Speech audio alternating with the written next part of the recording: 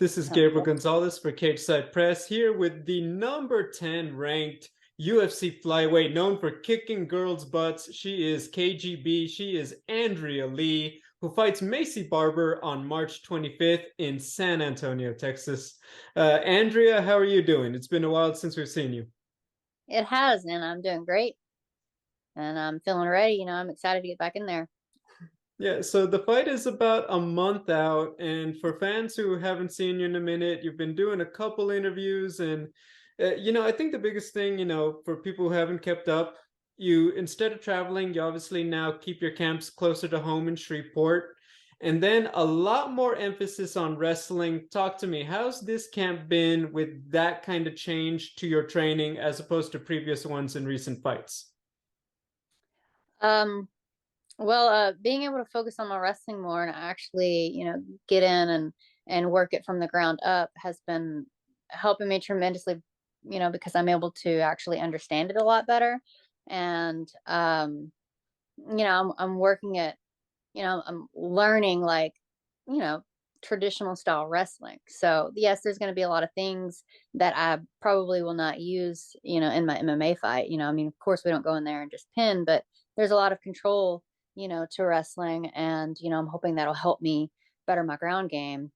And of course, my defense in wrestling takedowns and also better help me to get my takedowns.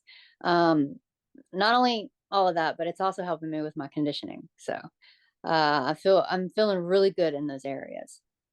Now, I did listen to your recent interview. You talked about going to the PI and kind of getting a little bit of a new kind of little training regimen from them, a little bit that allows you to actually work on your technique and not necessarily be so intense. That way you are able to practice a lot of the things and you actually get that rest. It's not just, oh, I'm so exhausted for every workout and then I get to a fight. Can you talk a little bit about that? And I guess when you told them what you were doing before, how did the PI react to like, no, we're going to put you on a new program that's going to be more efficient for you to train? Well, yeah, what you're talking about in the conversation that I had, I was talking about how I trained before in the past. I would um, go hard in my strength and conditioning workouts, and then I would go from strength and conditioning to, like, say, boxing or wrestling, or I'm sparring, something like that. But then I would have no energy to actually, like, get through those sessions, and I wouldn't learn. It would be much harder for me to learn because my brain's already drained, my body's already drained. So it was hurting me in the long run. It's your everything is drained, and your brain can't even process the information that's being given to you. And those are the sessions that mean the most, because that's what's going to help you in your fight. That's where you're learning, you're growing, you're getting better. Strength is important, and all of that you get, in your strength and conditioning sessions, but nothing is more important than your MMA sessions. And you're going to get a lot of conditioning in your MMA sessions. So I learned that through the PI. They like you to, they like to give you a conditioning workout that's going to help you, and it's sport specific, but it's also not going to, like, hinder your performance in the training sessions that you have for later in the day. And they also explained, about the recovery, and how that is very important. It's vital to your performance, in and out of the cage. And I think that just going there and learning all of that has helped me tremendously. And um, my conditioning circuits that I do now are with my own personal coach, Chad Eisel, but he does a lot of his stuff through, like, some of he gets a lot of his workouts from American Top Team. They have a coach, an instructor up there, and so he kind of he follows, and he learns and he educates himself, and how to better help me for my performances, and to make sure that everything that I'm doing is sports specific, and it's not just, I'm going out there and I'm going from, a an interval circuit where it's like I'm going from one thing to the next, where I'm lifting like heavy weight over my head, and that's like 60 seconds, and then run to the next, and for 60 seconds I'm, pulling the sled, and then, run to the next, and for the 60 seconds, I'm doing ball slams. And he's not just like wearing me out to wear me out. It's actually sport specific, and it's helping me. So I hope that makes sense. No, it completely does. I follow it. And I think a lot of fighters, I think even a lot of people who train, who are not professional athletes, it's like that's kind of like the basic, well, just keep pushing yourself and, sooner or later you will get stronger, faster, this and that. And, while there's technically speaking, that's probably true. It's not the most efficient way for a lot of different things that you might be training for. So I completely Mhm. get that. I'd like to go back now that we've established where you're at right now with training to Mhm. that fight with Viviane. Obviously competitive, knock her down early. She rallies, decision goes her way. Just now, months removed, obviously it's been a minute. What do you reflect on most with that fight and where it probably just got away? I think where it got away was when she gouged me in my eye intentionally. That was very upsetting to me in the moment, because it was like right after I hip tossed her and I ended up in side control and I was on top of her. So in that position, I was working, staying really nice and tight, and I was getting ready to transition. It was from side control to take her back is what my next move was. But before I could do any of that, um, she cupped her. She used both her hands. I don't know if I could show you. Hold on, let me see if I can hold my phone between my legs here. So she pushed up on my face like this, and she hit her thumb. You see how I have my thumb cupped? So Yeah. that's what she did. So she like pushed my face away, but as she pushed my face away, she dug her thumb into my eye. And oh my God, it really pissed me off, because I knew that the ref wasn't going to be able to see that. I knew the ref didn't see it. So it's like I had to pop up, and I lost all of that space that I had taken away, that I had, you know, gotten to elbow her, and I couldn't see anything. So I mean, I figured if I elbowed her or whatever, that maybe that would help. But unfortunately, she was able to scramble to her feet. But I was forced to have to pop up and to get away from that thumb in my eye, and that really pissed me off. So she comes to her feet, and then I get my backs against the cage. We fight off of that, and then I circle out. And like I remember, I know the ref heard me, because he came up to me between the rounds and asked me what it was that I was trying to say, but he didn't see the eye gouge, so there was nothing that he was going to be able to do. So I knew that I was going to have to fight through it. But she knew that she had eye gouged me, and I couldn't see. And that's when she picks me up and hoists me over her shoulder, and then slams me, and then I'm underneath her, for the remaining bit of that round. And I'm going into the second round. I'm exhausted already from trying to fight out from underneath her. My eyes still messed up, still scratched, and watery. But that's when everything just kind of like fell apart, because I was angry, I was pissed off, and I was like, well, now I got to get me a takedown. So I shoot for this takedown recklessly, and end up, giving her my back, and then I'm fighting out from under her again, and everything just kind of like got away from me after that. I would be remiss if I don't bring it up. Obviously, a lot of, your boyfriend and cornerman, Tony Kelley, does react to that also in the fight, and it did take off on social media. I'm not breaking news to you. I'm going to just leave it very bluntly, and I'm going to just open the floor. People did not like the way that he, I'll say, articulated that frustration. It came out in a way that did sound, just very, attacking a group of people. I'm gonna just leave it open to you. What statement would you like to make on all of that was captured on the mic and on camera? Yeah, what was said was very unfortunate. I mean, he did uh say that in the heat of the fight, and he was upset for me. He knew that I was upset. Um and he, has said he should have articulated that differently. He shouldn't have said it, you know, but we did talk to Vivian afterwards. We even confronted her about the eye poke at the hospital, and he even apologized for what was said and what they were going to hear. We took a photo with them, and I guess he felt like, he apologized to the person that it was aimed at. And he didn't feel, that, he needed to say more, because, I know everybody else was offended, but, in the fight, I think it was more directed to her, and in her corner. So unfortunately, he hasn't really had since then, after he made his statement and his apology, I guess, and the reason that I do the quotes like that, for him it was an apology, but everybody didn't see it that way, and it's just unfortunate. He was just saying that, he didn't mean for it to have any racist connotations, he what he said was to reflect on the eye poke that no one ever even talked about.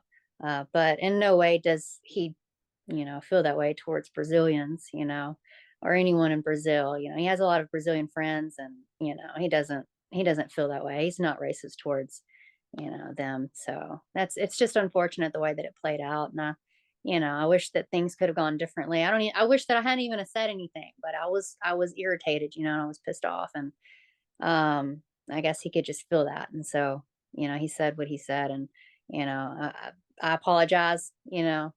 I wish that it hadn't happened, but unfortunately, it was said. He's not racist. He doesn't have anything against Brazilians. It's just unfortunate that that happened, and I hate that those words were even said. Competitively now, because there's a lot of emotions coming out of that fight.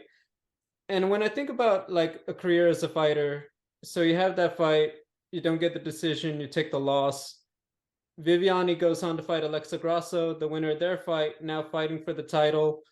I can imagine it's had to have happened. I can imagine being in your shoes, it had to have come up. You feel like if I'd gotten that one, I would have been in the title eliminator. Maybe it's me coming up this Saturday, or a few days from now when you're watching this interview, most likely for those watching. How do you even like just get all of that out of your mind? Because it would be very easy for a lot of people, like just the frustration.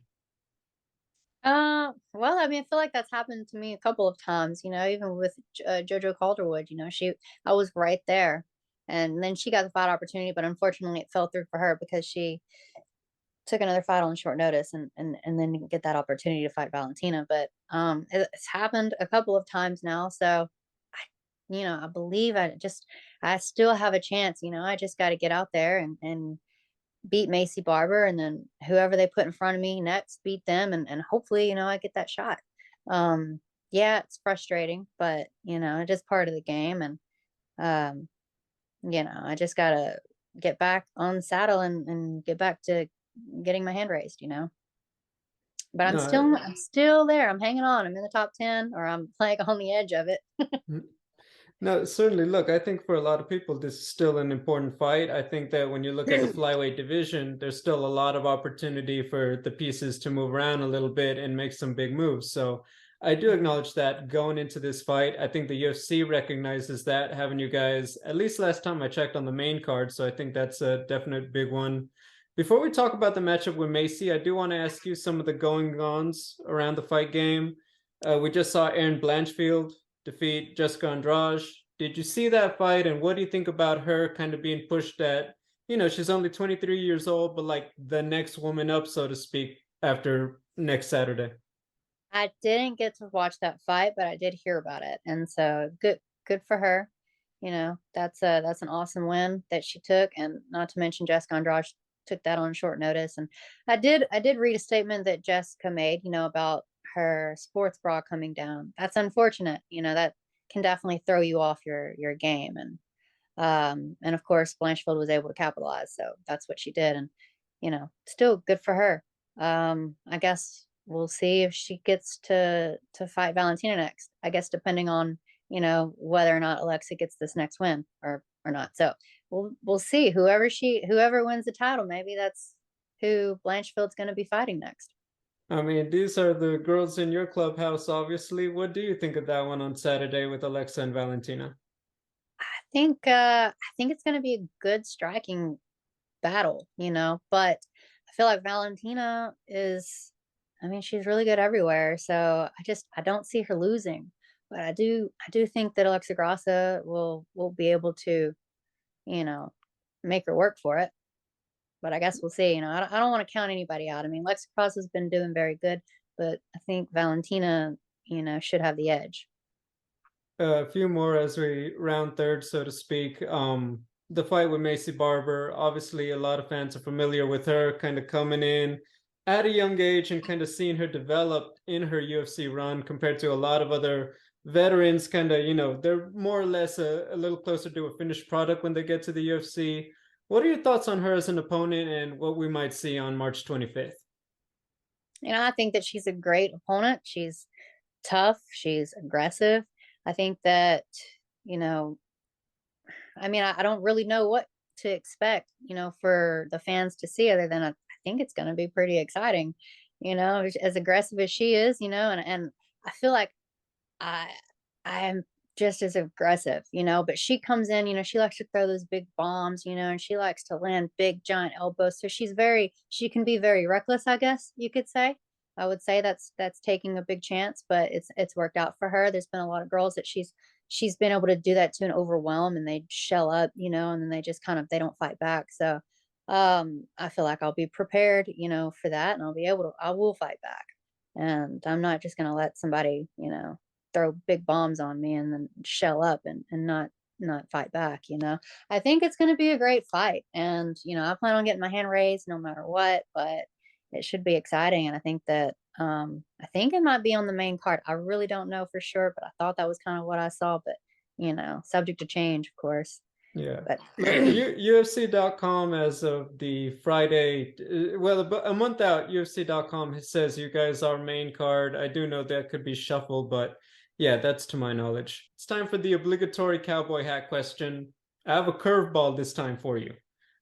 Did you see Conor McGregor's cowboy hat, and what do you think of oh, the Max style on this one? Did he pull it wow, off okay? I'd say he did. I did not see that photo, but I would say that he's pulling it off.